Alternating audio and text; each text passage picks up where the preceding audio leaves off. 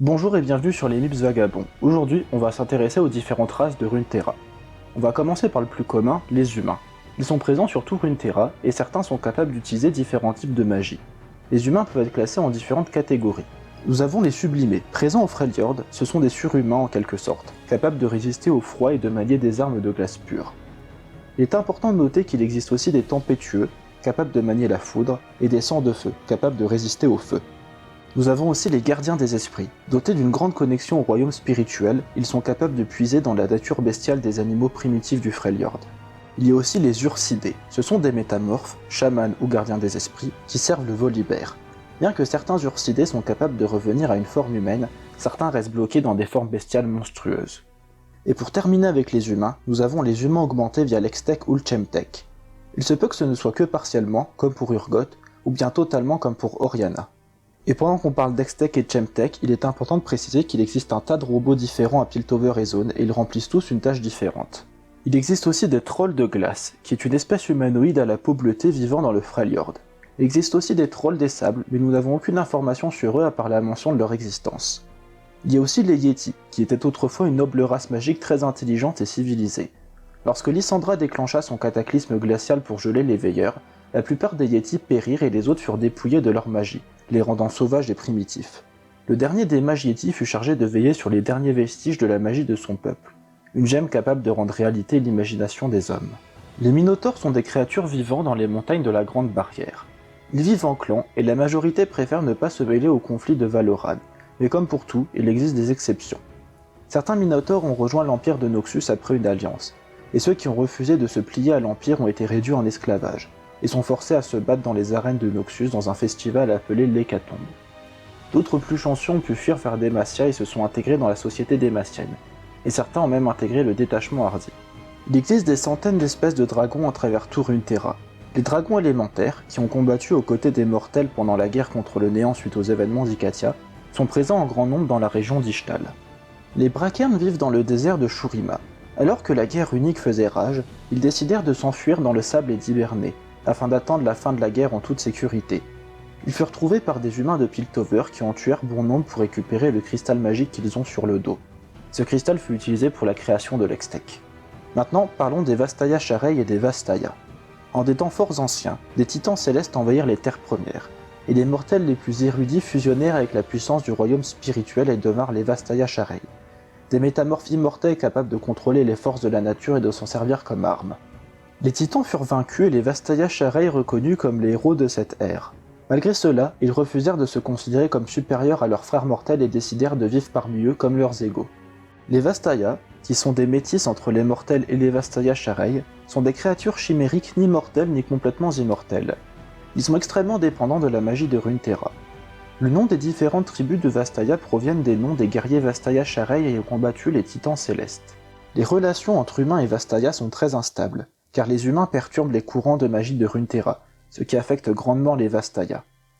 Un chercheur de Piltover du nom d'Edward Santangelo a effectué des recherches sur les Vastaya. Cependant, il ne faut pas prendre ces recherches pour la vérité absolue sur les Vastaya. En effet, Riot nous a confirmé que les recherches de Santangelo n'étaient pas totalement exactes. Il peut aussi y avoir des bâtards entre humains et Vastaya, comme Seth. Maintenant, intéressons-nous aux Yordles. Les Yordles sont des créatures magiques originaires de Bendel, un monde merveilleux qui existe au sein du royaume spirituel. Les Yordles sont capables de parcourir le royaume matériel et peuvent choisir de vivre parmi les races mortelles, ce qui affecte leur comportement et leur personnalité. Nar a vécu avec les Yétis, prenant une forme leur ressemblant lorsqu'il s'énerve. Kled vit avec les Noxiens depuis la création de Noxus, ce qui explique pourquoi il considère tout Runeterra comme sa propriété. Et enfin, Kennen vit à Ionia, passionné par le concept d'équilibre et son importance. Il est important de préciser que les Yordles possèdent un camouflage magique appelé Glamour. Il s'active quand une personne est susceptible de ne pas voir les Yordles d'un bon œil, leur donnant une apparence beaucoup plus normale. Kennen n'a jamais eu à utiliser son glamour à Ionia car les Yordles y sont respectés, et Kled a été vu sous les traits d'un vieux papy sur un poney par un soldat noxien.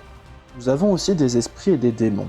Les actions et émotions des mortels sur le royaume matériel a une conséquence sur le royaume spirituel, et inversement. Cela peut donner naissance à des esprits comme Janna, ou à des démons comme Evelyn. L'apparence des démons et des esprits change en fonction des régions. Par exemple, Tamkench apparaît comme un poisson-chat à Bilgewater, mais à Freljord il prendrait les traits d'un demi-dieu mineur différent d'un poisson-chat. Il existe aussi des demi-dieux, aussi appelés dieux-esprits, comme Orn, Volibear, Anivia ou bien Kindred. Ce sont des manifestations d'idées culturelles, ayant d'immenses pouvoirs en fonction du nombre de personnes qui croient en eux.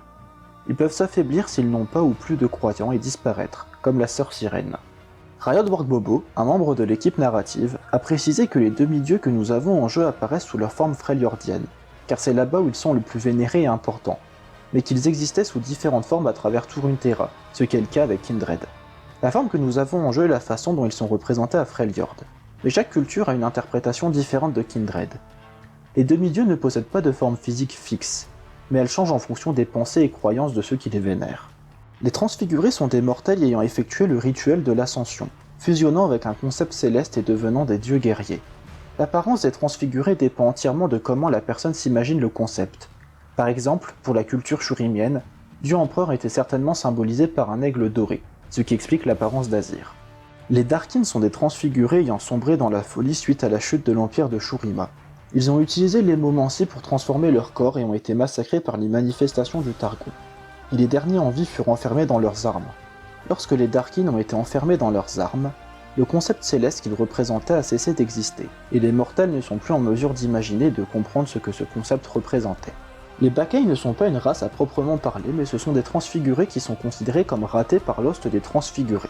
Ils sont donc bannis, considérés comme impurs. Bien que les Bakai avaient souvent une apparence chimérique, il existe des versions de Bakai différentes, comme Xerath. Au sein du royaume céleste, il existe les manifestations éternelles. On sait peu de choses à leur sujet, à part qu'elles ont rempli le royaume céleste de merveilles et qu'elles sont distantes et ne participent que très peu à l'existence, préférant créer des philosophies nombrilistes. Aurelion seul est l'une d'entre elles. Les manifestations sont des concepts tels que la guerre ou le changement qui existent dans le royaume céleste. Ils sont capables de fusionner avec un autre mortel pour agir sur Runeterra, conférant des pouvoirs célestes à l'hôte. Les célestes tentent de guider l'humanité vers le meilleur destin possible, et certains célestes, comme Soraka, ont décidé de descendre du royaume céleste pour venir en aide aux mortels directement. Nous avons aussi entendu parler de titans célestes, mais à part la mention d'eux dans l'histoire des Vastaya Sharai, nous n'en savons pas plus. Il existe aussi plusieurs types de revenants. Commençons par les plus communs, ceux des îles obscures.